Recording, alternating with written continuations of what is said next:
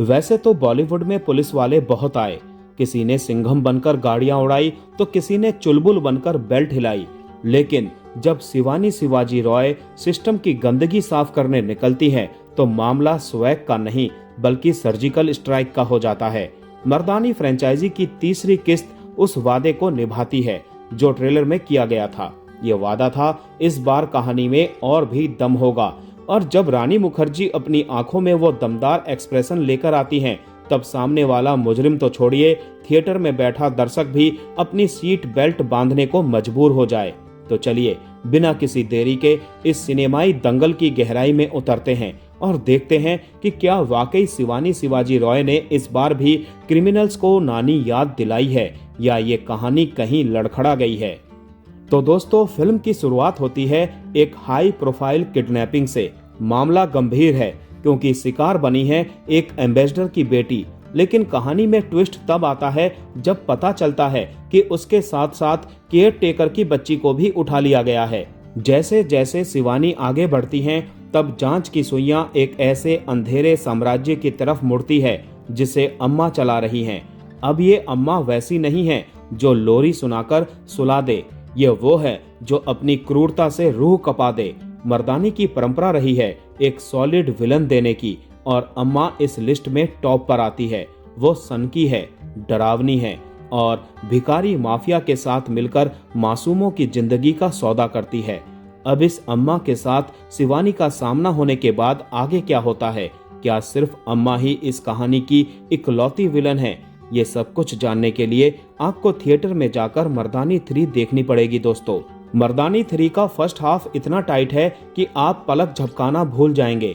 मामला सिर्फ केस सुलझाने का नहीं, उस मशीनरी को बेनकाब करने का है जो मासूमों के खून पर फल फूल रही है। हालांकि नेक्स्ट लेवल जाने के चक्कर में सेकंड हाफ में कहानी की रूह कहीं जगह खोती दिखती है। फिल्म इमोशन के बजाय अपनी स्मार्टनेस फ्लॉन्ट करने पर ज्यादा जोर देती है, जिससे कई मोड़ अनबिलीवेबल लगने लगते हैं। जो फ्रेंचाइजी अपनी वास्तविकता के लिए मशहूर थी, उसका दूसरा हिस्सा आपसे लॉजिक किनारे रखने की मांग करता है। बावजूद इसके रानी मुखर्जी का दमदार हीरोइज्म डगमगाती कहानी को बखूबी संभाल लेता है। टाइगर 3 और सुल्तान जैसी फिल्मों में अनुभव बटोरने के बाद अभिराज मीनावाला ने बतौर निर्देशक मर्दानी 3 की कमान संभाली है। बतौर निर्देशक ये उनकी पहली फिल्म है। अभिराज का विजन एकदम साफ है। वो कहानी में फालतू का रायता नहीं फैलाते। उनका निर्देशन सीधा और कंट्रोल में है, जो फिल्म की रफ्तार को थमने नहीं देता। लेकिन स्क्रिप्ट के सेकंड हाफ के बारे में राइटर से शिकायत जरूर रहेगी।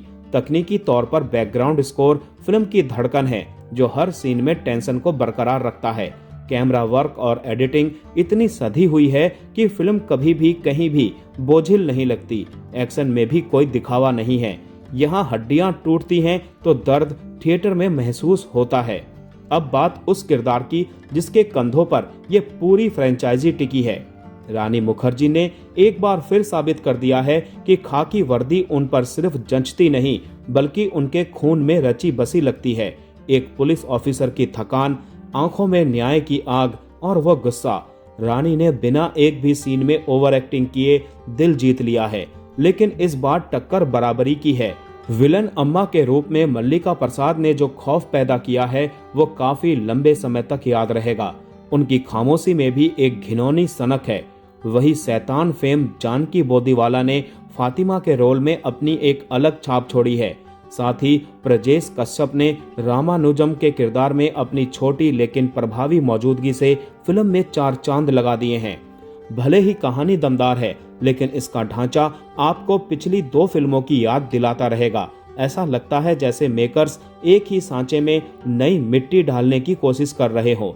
कुछ जगहों पर कहानी इतनी प्रेडिक्टेबल है कि आप पहले ही अंदाजा लगा लेते हैं कि अगला वार कहां होगा। यही वजह है सस्पेंस के जो झटके आपको कुर्सी से उछालने चाहिए थे वो थोड़े फीके रह जाते हैं। इसके अलावा फिल्म इमोशनल गहराई के मामले में भी मात खाती है। जिन सीन्स में दर्शकों की आंखों में आंसू आने चाहिए थे, उन्हें इतनी जल्दी निपटा दिया गया है कि आप उस दर्द को पूरी तरह महसूस ही नहीं कर पाते हैं। अगर इमोशंस में थोड़ी और गंभीरता होती तो शिवानी शिवाजी रॉय की ये जंग सीधे दिल पर चोट करती। अगर आप रानी मुखर्जी के उस पुराने एंग्री कॉप अवतार के दीवाने हैं तो ये फिल्म आपके लिए एक ट्रीट है। रानी ने अकेले अपने दम पर इस फिल्म को डूबने से बचा लिया है। मल्लिका प्रसाद की अम्मा वाली सनक देखने लायक है, जो आपको डराने में कसर नहीं छोड़ती। रानी मुखर्जी की फिल्म मर्दानी 3 एक अच्छी कोशिश है, लेकिन स्क्रिप्ट की कुछ कमियां इसे मास्टरपीस बनने से रोक देती हैं।